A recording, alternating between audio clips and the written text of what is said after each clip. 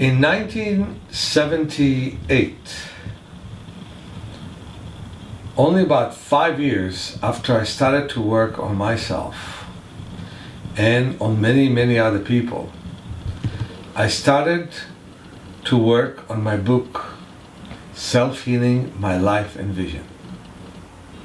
Originally, that book had 850 pages. I read it in my training courses. People were laughing at my English, as they still do. And then it was even worse. And my friend Maureen and one by the name of Marjorie helped me to downsize that book to its small 200 pages copy. That book have opened many, many gates. You could see yourself in this book in many ways. It was genuine. I felt as if the skin of my chest was peeled off, and I've given everyone my life. How I overcame my blindness, how hard it was, how much my family, my friends, physicians did not allow me an easy passage to my process, how people stood up in my way, and yet how many people supported me and loved me. It was a rocky road. I must say, the rocky road is still here. But I described how it was in my adolescence and in my childhood. Can you imagine a 17-year-old adolescent person with incredible zeal and imagination? In 1987, Routledge and King and Paul, a medium-sized publisher in England, have published it, had good sales. In 1988, Penguin took it, and it was the 9th bestseller in its group called Arcana, that eventually went out of business.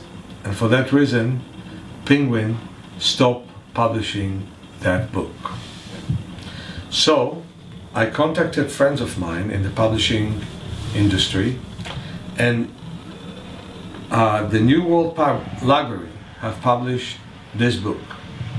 Within a year, we made here CDs. A wonderful volunteer read those CDs, and they helped many people. People who were visually handicapped, also people who wanted to do the palming technique, where we rub our hands and put the hands around the eye orbits.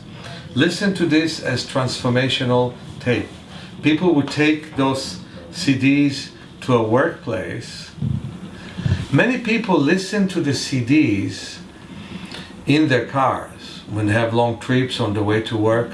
What's great about them is that they talk about the philosophy of self-healing. We have a wonderful chapter on the mind and how healing every one of us affects the world mind.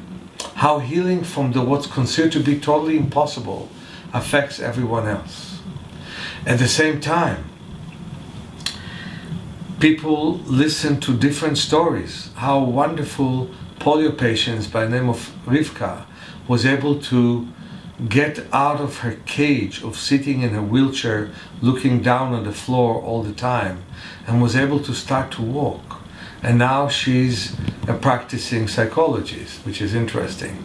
How varied Meir's body and shivery because there was such a big release in his body.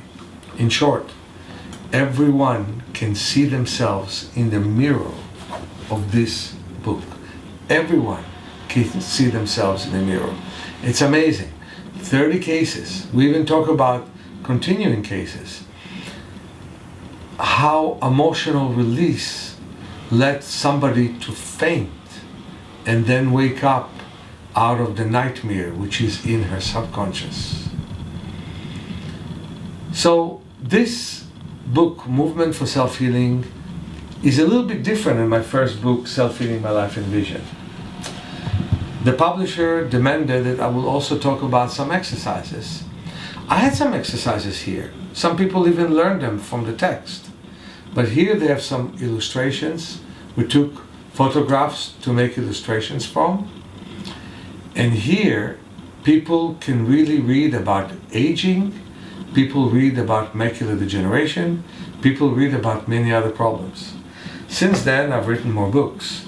The difference is now, the wonderful reading of Aryeh, who read it with incredible passion, young voice. You'd think it's me, but it wasn't me. I can read, but I'm not a quick reader.